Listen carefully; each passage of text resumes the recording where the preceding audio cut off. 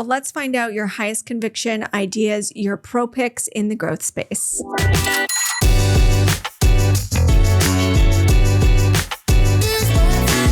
ProPicks is brought to you by ATB Financial. With $62 billion in assets, ATB Financial is powering possibilities for more than 820,000 financial services clients in Alberta and beyond. ATB's capital markets arm is a full-service investment dealer that offers investment and corporate banking, sales and trading, institutional research, and risk management. Visit atb.com/inthemoney for more information. Okay, your first pro pick, unsurprising. You said do whatever Jensen Huang says, so it is Nvidia. You've already talked about why you think there is potential for this company to be $10 trillion in value. Is it just kind of keeping on where it's going? Is there another catalyst we're not thinking about? No, in our opinion, if these companies spend the money they say they're going to spend and build these data centers, they're predominantly going to be filled with Nvidia chips. And so and that's not priced in. And that's still not priced in today at 27 times forward earnings. If a company can grow 30% or 40% per annum for the next 5 years, then either the P multiple is going to 10 or the share price is going up, another 30% per annum. And I just encourage people to think about Nvidia a bit like Apple in the iPhone cycle. Apple just went on and on and on. And I remember selling all my app. I bought Apple in 2009 and I sold them all in 2016 and I made 9 times my money and I thought I was a hero. And it went on to triple again from there, which would have been 27 times my money. And we're not going to make that mistake this time with Nvidia. The next Nvidia is still Nvidia. And so that's why we still like it. That's a great way of putting it. And that's always my biggest mistake too, is I just sell too early. Okay, but we mentioned as much as you love AI and believe in it, it's only a third of your portfolio. And the other parts are climate, mainly carbon capture, and sports, which I think is interesting because it's not a huge market. So in the climate arena, your pick is a company called Contemporary Amperex Technology.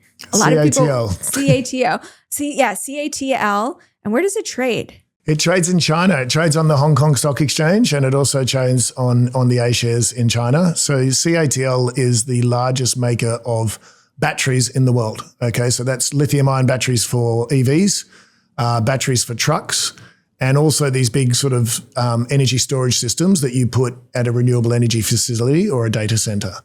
And so the battery market, I think as most people would realize, grows, roughly 20-25% per annum.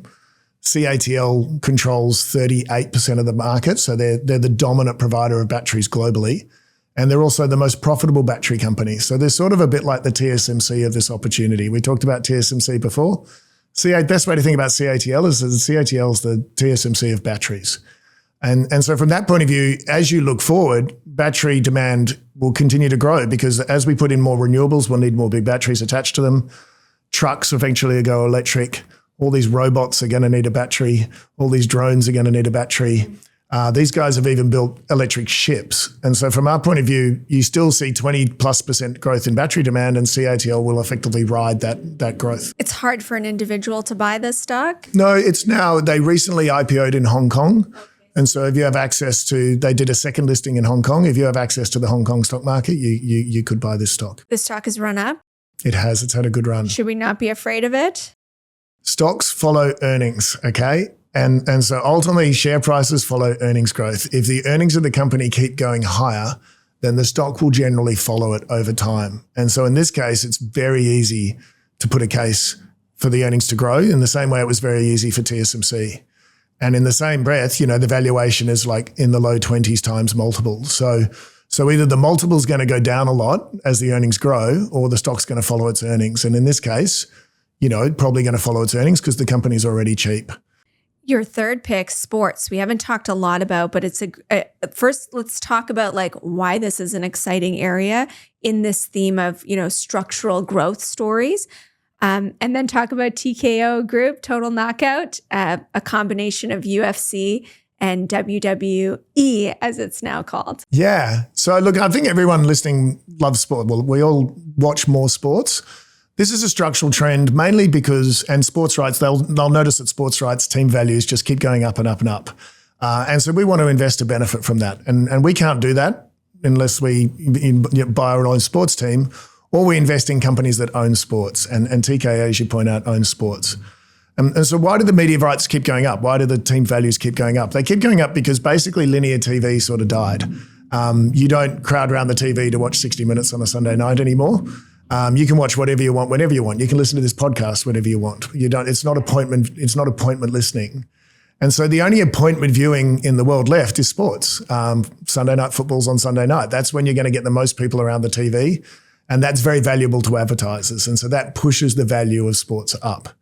And so from our point of view, TKO owns a sport. It owns UFC, it owns professional bull riding, and it owns WWE, which I've been recently informed is technically not a sport, but I grew up thinking Why? it was. Because it's fake? Well, apparently they're acting, Amber. You know what? That was the only thing as a child.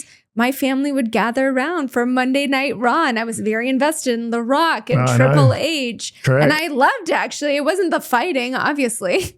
I like the drama. Yeah, the acting. But look, first the Easter Bunny, then Santa Claus, now wrestling. But, Poor Nick. I know, it's very sad. No, I'm joking. I grew up watching it as well. I think it could be just as big again. And so now that wrestling is no longer, with Vince McMahon, it's inside this group that used to be called Endeavor.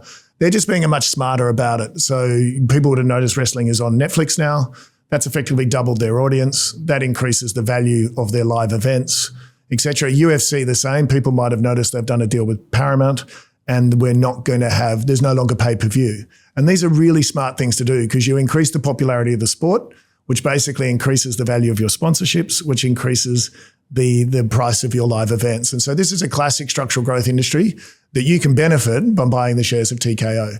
Little bit expensive on multiples, but we think the growth is there for many years to come and highly structural. And we'd say the same thing about Formula One, which is also in our fund and is also listed on the US Stock Exchange. Okay, well, as a wise man once said, if there's earnings growth, there's stock growth. Stocks follow earnings. Stocks follow earnings. That's more eloquent than how I paraphrased you. Nick, thank you so much for joining me.